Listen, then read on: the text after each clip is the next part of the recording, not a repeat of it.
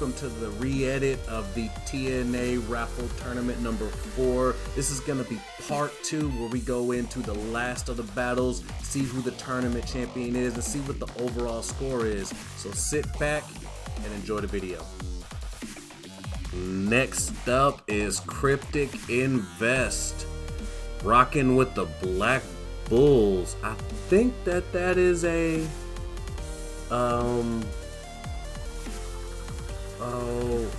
black I think that's an anime reference, but the name of the anime is Black Clover. Haha, Black Clover reference. I think it is. If it is, I am rocking with you, but your 150,000 power does make me dislike you a bit more, considering we're getting ready to go to war with each other. But let's go ahead, take a look at these teams and see how the battle commenced.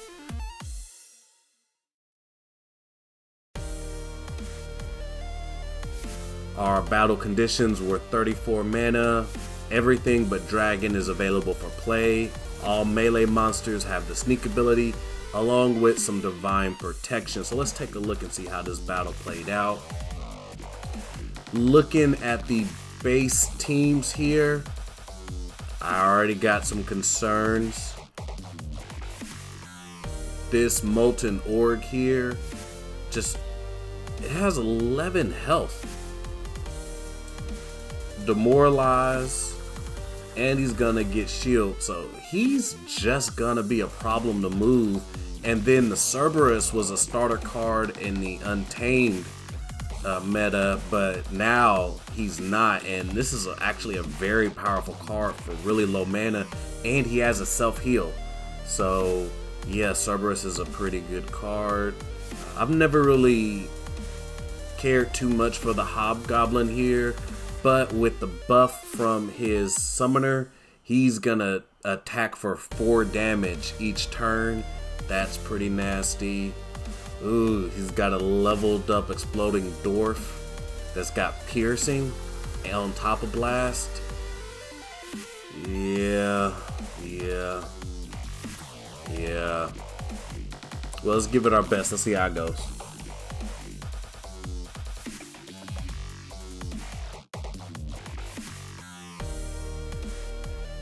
So with Serpent Deville, we're trying to maximize our speed advantage here, hopefully get some misses.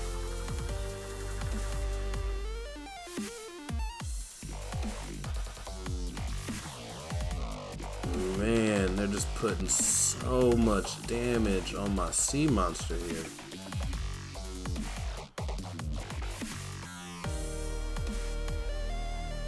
Man, I gotta say, I was expecting them to hurt him, but man, I didn't expect them to go that quickly.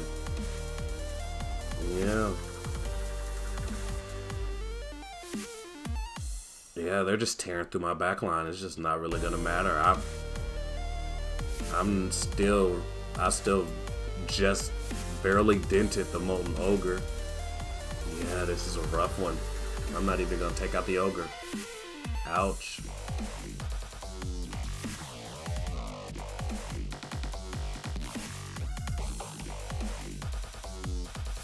Alright, Cryptic Invest, you win this one, but I'll be coming back for you next go around. Well-deserved win. Next up, we have Blade 97 of the Silver Knights, rocking 27,000 power. Let's get after it. We done took a rough loss on that last one, so we need a pick-me-up match. And I got a feeling it's gonna be you. So, ooh, and we got 50 mana, so this is a high mana match up my alley. There's no healing abilities, no melee monsters, and we get water and life.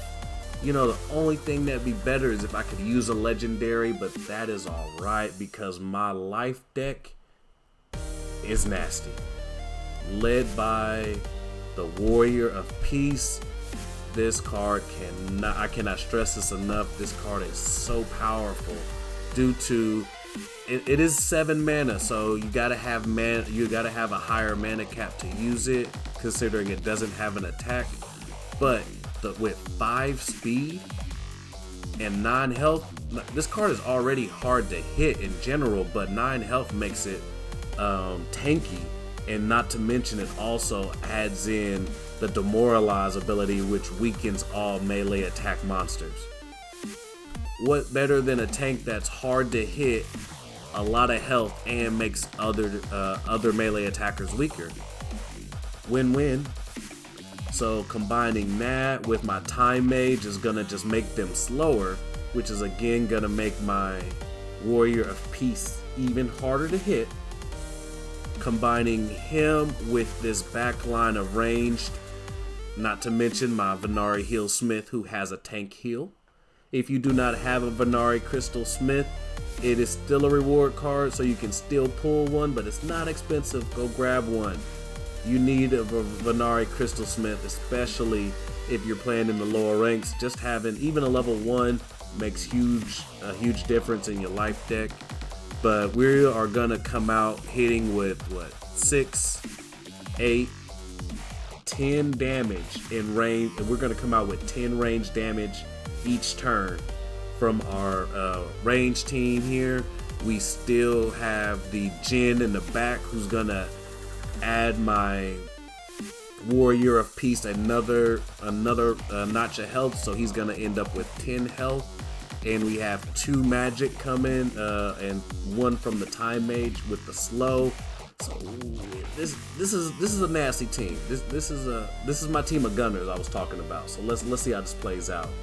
Oh, so he has the Hero of Beyond over here, which, you know, I see this card and I think it is really neat, but it's just more expensive than I'm currently looking to pay for a card. And I've actually never seen this Air Elemental card before. Now I just kind of feel salty. I'm gonna enjoy this win a little bit more because this card is really dope, and I'm offended that I'm likely not gonna have it. So let's get into this. Alright, so you put on a little bit of shield, but it doesn't matter because we are attacking with magic and an aerial assault. So we are getting ready to just cut through this team. That's just really what it all is gonna boil down to. There's literally nothing. They're not even gonna be able to stop the Warrior of Peace. This match is over.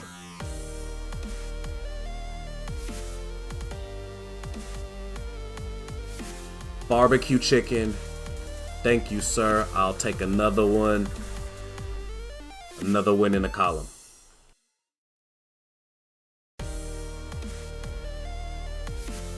Next up, we have a match against Shingoski out of the TNA 2 guild. Let's see here, rocking 43,000 power. Okay, Shingoski, let's get after it. So match conditions, we got 25 mana, holy protection. So all monsters have the divine shield, and we're throwing in the Noxus fumes. And we only have the option of green, of earth. Let's get after it. You know, right off the back, the Centauri Mage concerns me.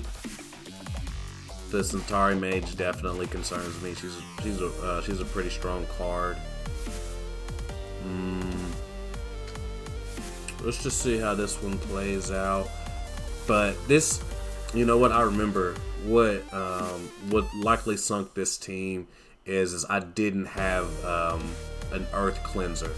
Not having that earth cleanse is definitely an issue. I'm gonna have to get that fixed. You know, while I'm thinking about it,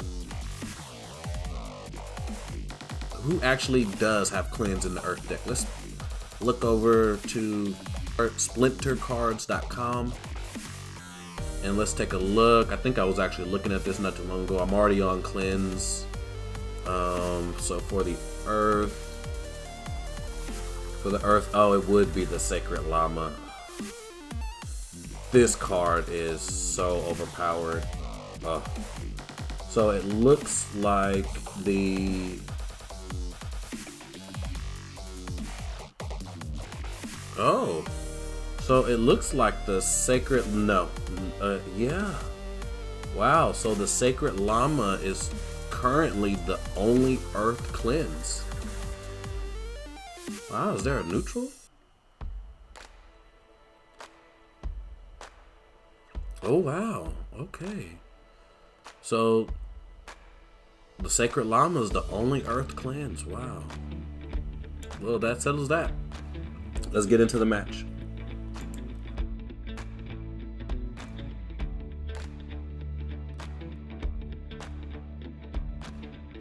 Yeah, see, this Centauri Mage back here with the 10 health is just a killer for my team, because I didn't really have any cards that I could really kind of piece together, and the addition of the Noxus Fumes meant that I only had 10 kill for 2 turns, which is very, very problematic.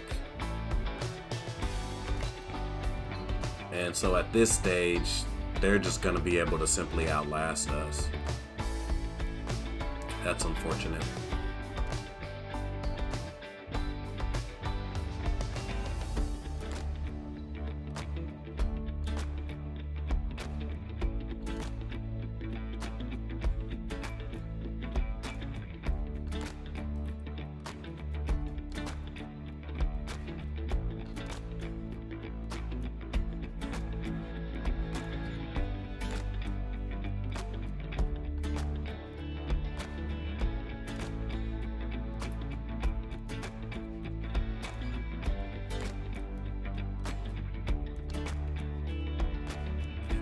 Alright, Shingoski, flexing your muscles. So alright, I'll take this loss this time, but don't get comfortable. I'll be coming for you in the next one.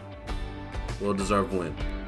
Okay, so we are in the midst of the Murder's Row section of this tournament. So next up we have Splinterlands-RRU, who currently has the Legionnaire title and is rocking a whopping 1,298,000 power. So yeah. So this one's just gonna be tough just on collection power differences alone. We have a high mana matchup, but even though I normally excel and love high mana matchups, it is paired with the one modifier that I despise most in high mana matchups, and that is Little League. And we also add in target practice, so all ranged and magic attackers will have the snipe ability. Water and life are not usable. Whew. Let's take a look here and see. So, if you guys were paying attention to the previous screen, you do know that I did not win this match. However, we don't lose. Our only options are to win and learn. We either learn experience of different combinations, or we learn things that we could have done better to improve on the next battle. That's the only thing we are concentrating on here. So looking at the team here, my idea was, since we were rocking with the little monsters, I start out with the Crypt Beetle, take advantage of his shield. But looking at this, the only melee attackers he has have more than one attack, and he's getting ready to buff them again. That's already a sizable dent in my strategy. So yeah, this Cerberus is gonna be a problem. Yeah, the Cerberus is gonna be a problem. And frankly, I was hoping that maybe I could counter him with the magic heavy team, because magic is so powerful, but he's rocking sixth range attack right now, and that alone is gonna would take out my Rift Wing, and not to mention all of these are gonna have snipes. So yeah.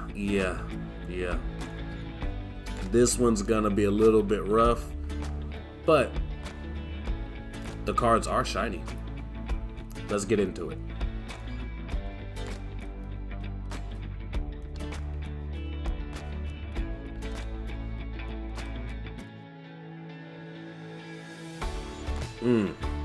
Riftwing down and only one reflect.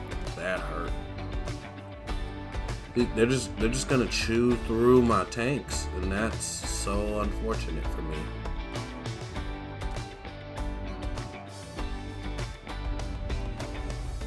What this teaches me more than anything is the value in leveling up your cards.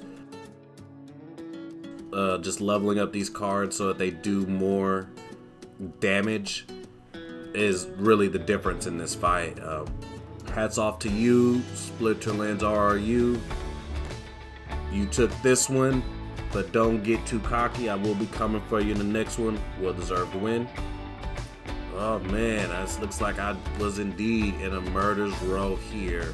I knew I was gonna get some high-level competition because I'm in the TNA Time and Attention Raffle Tournament. But let's get after it. Next up is against Meta Furico, rocking 83,000 power. Let's see if we can't get a win over one of these big fish.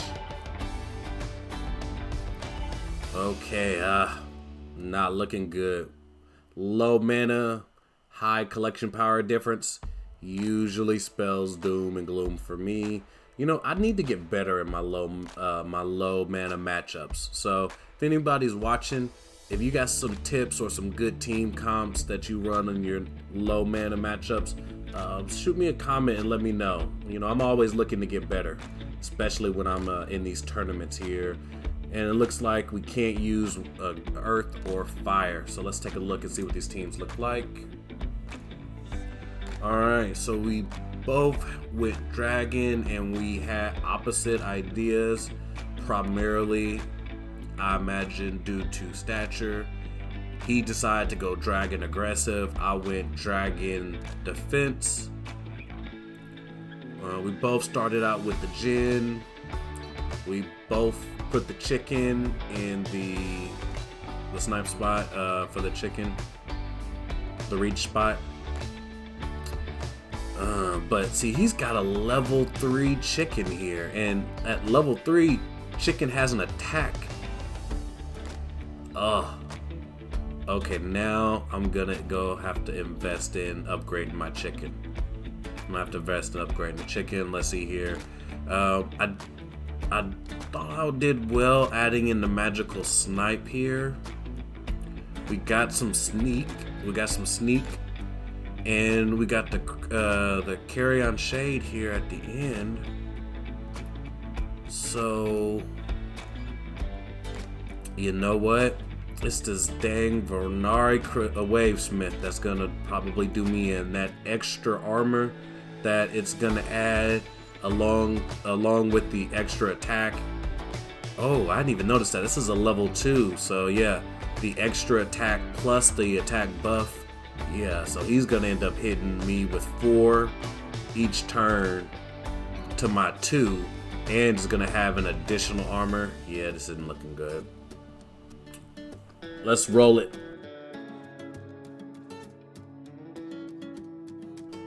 Yeah, see, turn 1 and I'm already out of armor. He's still sitting with 3 armor. Like, my entire gen is gone before he's even taken 1 bit of damage. That's tough. That's tough. Yeah, and I don't have anything that's gonna even come. He could just have the gen at this point and it's still gonna pretty much do us in.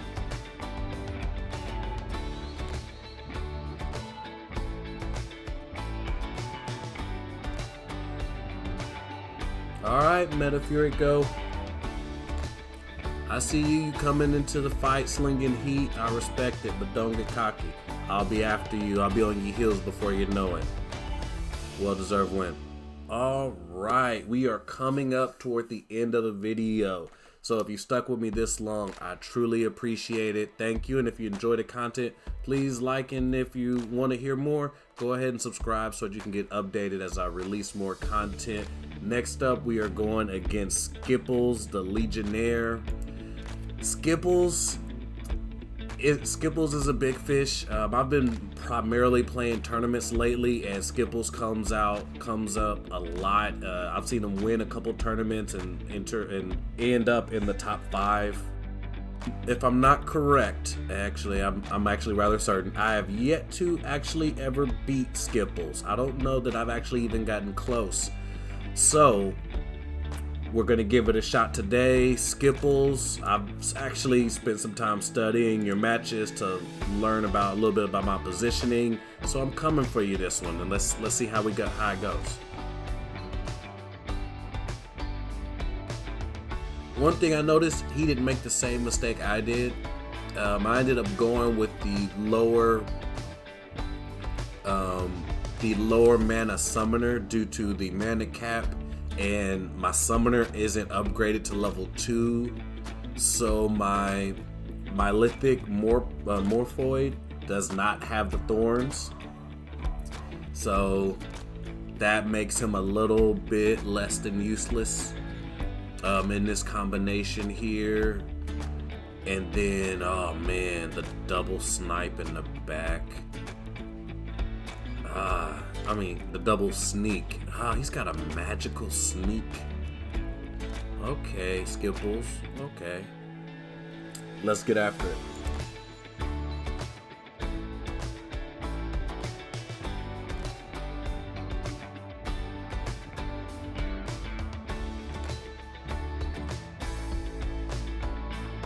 Oh, we might have a shot. We might have a...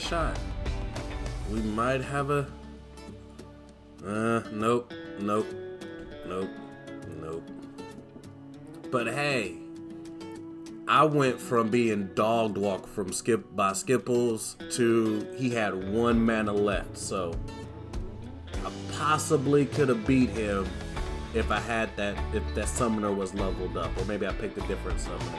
For that matter, I could have picked a different team. Skipples, well-deserved win, but I'm coming for you. So watch out for me.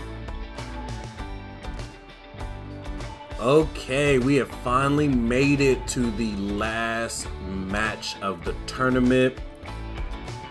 It's been a long one.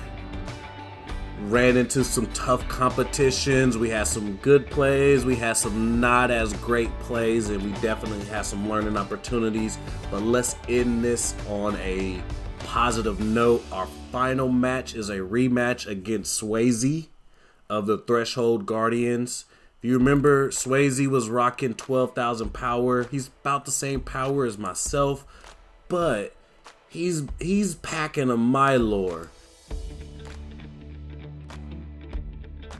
Not to mention, I just went through Murder's Row. I think the last 3 matches I had, everybody was over 100,000 power. I ran into someone with 1 million. I ran into someone with 500. So Swayze, nothing against you, but I need to end off on a high note. So